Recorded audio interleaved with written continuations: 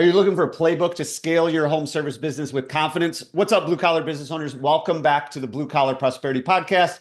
I'm your host, Paul Maska, where we focus on helping guide you to have a prosperous blue collar business. Today, we have with us Bryan Durkin. Bryan is the founder and CEO of MVP Team Pro and the author of Stuck on First, the 9 positions of a playoff ready business. He's going to share some playbooks he's been using to help companies of all sizes scale to business they want and not the one they have. So that is Bryan Durkin. Welcome, Bryan. Thanks so much for being here. What's going on today? Hey, Paul, thanks for having me. It's I'm in Southwest Florida, and we had a real big scare over the last 3 weeks. We had winter, and the good news is those cold days of like 40, 50 degrees are now over. So now we're heading into spring. So everything's good. So I'm Awesome. fortunate enough. I live in paradise, and I live where people vacation. So it doesn't suck. So as we like to say. So Well, that is good to hear. Thanks so much for coming on the show. great to Before have we me. Thanks. Yeah, and before we jump into everything, just want to kind of get a good idea, give our listeners an insight into how did your journey start? How did you get to where you are today? That's kind of funny. Yeah, I'll have to, maybe I can have my kids answer that question. No, great stuff. So I started out as a tech junkie, right? So back in the I guess early 90s, I date myself. I was always involved in technology, and then I kind of rose through the ranks and lived as a tech person for the longest time. And then about probably the mid 90s to late 90s, I made the transition from technology to selling because it was an interesting thing. And I became basically a hired gun. And over another 10 or 15 years, or from that point, another 10 years, I started and sold a small tech support company. We were servicing the legal niche. We also at the same time were outsourcing document processing. This is in 1997. So when your VA guru says I've been doing this for 5 years or since 2005, add another 10 years or more to that since I've been doing it. So and then after I sold my interest in the business, I relocated to beautiful Naples, Florida, and again was a hired gun for sales. And then over probably the last 7 or 8 years, that has changed because I live in a market that's very wealthy, and it's driven by wealth management, construction, and coming to vacation. And so as things progress, I noticed all these home services businesses, like they didn't get it when it came to marketing. And so it really turned out to be like they weren't consistent enough. That's one thing, right? And then they weren't able to do it. And then they were fat and happy for a long time until the world ended, and then they were crying the blues. So my journey has always been about how can I help more people? It's kind of been an odd situation because, I've been around. We were talking before the call, some of the people I know in this industry, and 3 years ago, I guess it's 3 years ago, a couple of friends of mine said, "Can you help me? Because I'm stuck and this piece of the business." And I'm like, "Well, I know how to do it, but I don't know how I'm going to help you."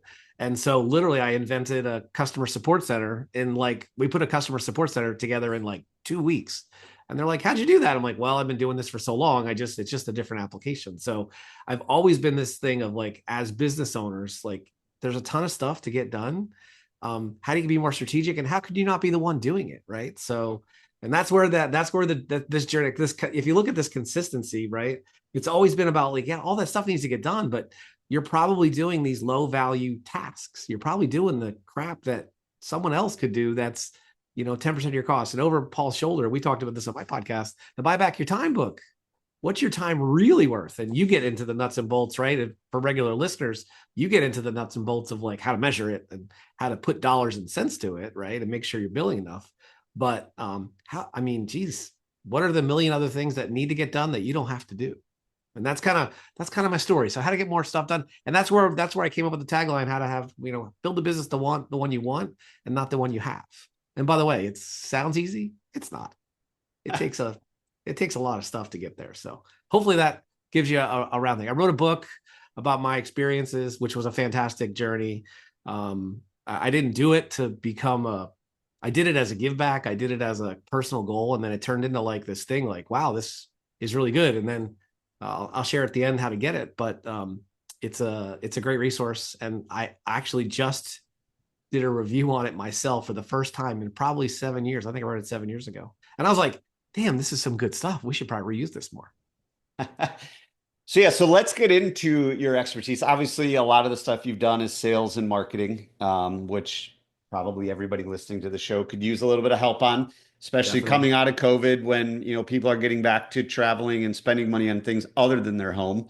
And the home service business, average tickets down, close rates down, all that Absolutely. kind of stuff. Obviously, still need out there every day in the market. It's just a little bit different market than it was 4 or 5 years ago. So one of the things that I picked up on is you're big into kind of creating referral networks, referral marketing, referral partners.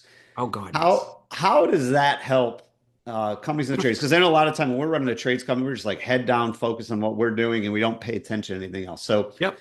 why is that so important, and how do we do it?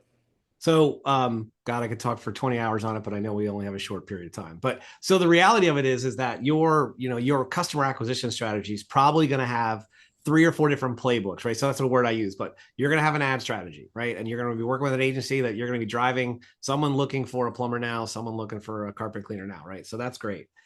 Supplementing that is a term that Mike Crow from a group called Text Inspect. I was just in a mastermind with him, and he calls it a maven. I don't know what to call it, but I just call it a referral partner. So one of the thing that every business owner has to do, regardless of industry, but especially home services, right? You think who are the people that influence and serve the same client, and that you can rely on each other's networks to support each other's businesses. You think about let's just use a real common outside of COVID, right? A common transaction engine for a lot of home service improvements is someone buying a new home. So how do you network with the most influential people in town? And not just saying, send me business, but it has to be a true integrated both way relationship, right? Because if you think about, and this is how I built when I was in tech sales, I can't tell you. I don't think I made a cold call. Online ads didn't exist, right? People did print ads, or they were speakers at events or something like that. That didn't exist. And so every time I was applying a new technology, I said, well, who else are talking to the CIOs, right? And so I got to know who they were and be friends with them. And so for 30 years, literally, if you could have 10 customers giving you 5 customer opportunities a year, a quarter, a month, whatever it is, it all depends on the size of the opportunity, right? The math is different. Now all of a sudden you have lead flow. And when you have lead flow and you have the ability to close, now all of a sudden you don't need to chase 100 people. I don't know. So if you look at, I talked to a agency just the other day. Google ads are expensive, close rates are down. So their customer acquisition costs, you're right. And I'm sure you talk about other episodes, per leads, it was, they used to be, I don't know, per leads were $7-8. Now they're 20 per customer. Used to be $60. Now they're 125. Right. So now all of a sudden I've got Joe referring me 10 customers a year. My average customer ticket's 10 grand. I don't have that cost, right? But you can't just do it with the idea that I'm gonna answer the call and then you're gonna send them a text. Got any deals for me, right? It has to be a true multi relationship. You have to be willing to give, and you got to be willing to get and build a relationship. But if you can build that relationship, obviously you got to slow down. Obviously, you can't be on the truck all the time. And then you just need to start finding those influencers or those people that are also selling to your clients. We call it a ride along strategy, if you want to use a geek marketing term. But if I can ride along with somebody else, for example, one of our referral, we have 2 referral paths. I'm in a couple of masterminds. We get referrals from people that are in the masterminds. And then the other one is we partner with agencies because their number one complaint is call the leads, contact the leads. So anyway, so that's just, but so just find some you can call it a ride along, or find some real genuine referral partners that can help that's mutually beneficial. It's not just a one-way street. Don't expect a one-way because it ain't gonna happen. And they can figure that out a mile away. Yeah, and I think that's the key is, the best relationships are where you give without expectation of getting anything in return, and then you get a lot in return. So what Brian's really hitting on is, say you're a plumber and all you do is plumbing. Well, then, create referral partnerships with an HVAC company that you can trust, that if you refer them, they're going to deliver an awesome service. Find an electrician that does the same thing. Find a landscaper, find a window and door company, find a roofer, find a garage door company, all the other trades and services that serve homeowners. Create genuine relationships with them and start referring them because every time your technician's in the house doing something, many times they're like, hey, by the way, do you know a good painter? We're looking to repaint, our bathroom. Oh yeah, we highly recommend this. The only person we recommend is so and so. So the key to that, though, as Brian hit on, and then I focus on all the time, is you've got to be willing to give without the expectation of anything in return. And when you do that, like Zig Ziglar said, you help enough people get what they want, you'll be taken care of as well. That's a big part of it. If you just create all these relationships and hope they're just going to send stuff to you, forget about it. It's not going to work. So I mean, that's an awesome, I think that's a lot of times forgotten, Bryan, because it is 2025 and we're so focused on AI and, the internet and Google and all this stuff that a lot of times we forget about just human to human relationships, conversations, and actually doing things the old way that still works. So talking about that, you kind of referenced a little bit multi-channel marketing. Obviously, referral networks is one of them. Ads is another one of them. But what are some of the other things that we as home service business owners should be doing to kind of create this, if you want to call it flywheel, multi-channel marketing effect, Whatever. Yeah. that way we can have a consistent lead flow? What are some other things out there? So if you think about referral stuff, and actually Paul mentioned the obvious stuff, I'm going to challenge you to find the odd stuff, right? So if you service a high end demographic, maybe you want to work with an interior designer that you wouldn't necessarily work with, or if you do a lot of maybe it's a mold restoration company, water damage company. So there's other channels. Don't think of the obvious ones, right? Sometimes think of the weird ones. There's a Dan Kennedy concept that says the guy that makes the most money is the guy that sells jewelry at the horse auction. Why does he do that? Because he's the only one selling diamonds when everyone else is selling horse tack and stuff. So when they go buy 30 grand for a horse, it doesn't feel so bad when they hand the wife, because they're typically males that are doing this, to hand the wife a beautiful diamond pendant. So don't be afraid to be the odd one out. So here's a real simple multi-channel one that we implement this for every client, and it doesn't take a genius, right? You meet someone, they got an office, send them a physical card, go buy a thank you card. I'll find one on my desk. I didn't even think about that. I have them on my desk, but go ahead and send a physical thank you card and be genuine. Hey, Joe. Hey, Paul, it was great meeting you. I can't wait to learn more about you. And that's it. Nothing else. Right. And then where automation comes in, have some follow-up steps beyond that. And then here's what nobody does. Send them a freaking gift. Excuse my French. Sorry, I'm trying to be good. Send them, if it's their birthday on LinkedIn, don't send them a LinkedIn message that says happy birthday.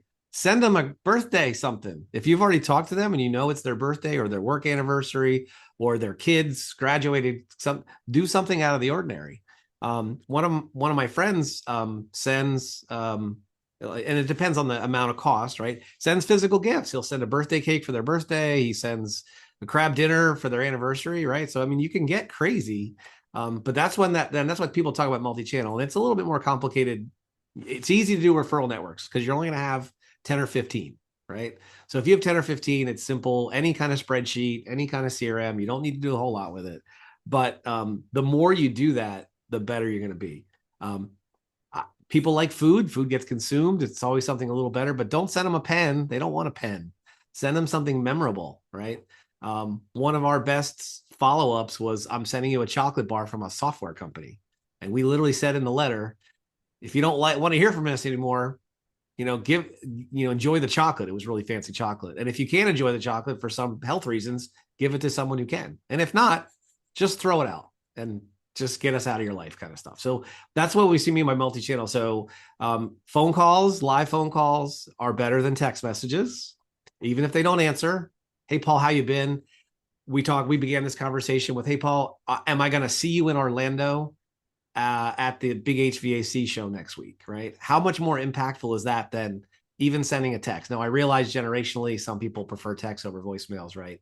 But, what else can you do besides send out 3,000 emails to saying, do you want to buy my stuff? Right. Right. Yeah. So, and it's so true. And a lot of the stuff that Bryan's mentioning is, I mean, it's stuff that's always worked. Sometimes it just gets forgotten because we're in such a technology driven age now. And for anybody out there that hasn't read the book Giftology, I'm sure Bryan has because he's mentioning giving gifts. Giftology by John Ruhlin is a phenomenal book. You can use it for your clients, use it for your referral partners, use it for your vendors. And it's really just to stay top of mind. So that way, when someone does need a landscaper or someone does need a plumber, they're gonna be like, man, Bryan's always sending me stuff. It's super thoughtful. It doesn't have any, sales logo stuff on it. It's just personalized to me. He knows that I like bourbon and he sent me a couple bourbon glasses. And every time I drink a bourbon, I think of Bryan and his marketing company or whatever it is. So really great insight, Bryan. So now let's kind of move it. We've got their attention. They're on the hook. Now we've got to actually have a sales process. As we mentioned at the beginning of the show, sales conversions, I would say over the last couple of years, definitely down. What are some ways that you have seen over your years that we can implement to start improving our sales conversion? So I definitely think the first thing you can do is answer whatever your inbound channel is, right? If it's an email form and whatever, answer it immediately. If you pick up the phone, you have I want to say in our experience, because we service that industry, if you answer the phone, you can close as many of 80% of inbound inquiries. Sometimes you can close 90%, which is just answer the damn phone. As much as people want, then this is where I get the pushback. Well, they can go ahead and book online and they can pick their own time. Yes, but if they're sitting at a soccer field at 7 o'clock at night and a game, and you put an ad in front of them that says, hey, book an appointment on Saturday for a free estimate or whatever, and they might want to talk to somebody, right? So that immediacy, right? So and the stats are all over the place, but the general stats I will share with you, you probably have a 5 times better chance to close that deal than any other single thing you can do. Now there's sales choreography and there's closing techniques, and although they're heavy-handed stuff, but if you just answer the phone or answer the immediate inquiries and get live converting with those prospects as soon as possible, you're going to do that. Why? I don't know if I shared this with Paul before, but every so often we'll pick a niche and we will just call. We just called in November, so we were outside the holiday rush. We called about, I think it was 800 cleaning businesses, and we got less than, out of 800, only I think it was about 125 actually answered the phone. About 300 of them had no ability for us to even leave an answer, leave a voicemail for them. So nothing. And then the other ones left voicemails and we never heard back. And so could you imagine you're spending time and effort and these phone numbers were received from Google My Business, or Google Business Local, they call it now, whatever it's called, GBP, Google Business Profile. So we said, window cleaner I think it was window. No, it was cleaning service near me. And we did 10 cities. I think we did 80 or some per city. So that's crazy. Just answer the phone. Like just answer the phone. And if you can't do it, get someone who can. Get your kid, whatever. Just have somebody. And by the way, not having the answer didn't necessarily change the close techniques, right? Just getting a live person, because they're looking for a response. I think AI is going to change some of that. I know the marketing community is gaga over that, but I don't know that the customers are, right? So it's one of those things that, it's a problem in search of an answer.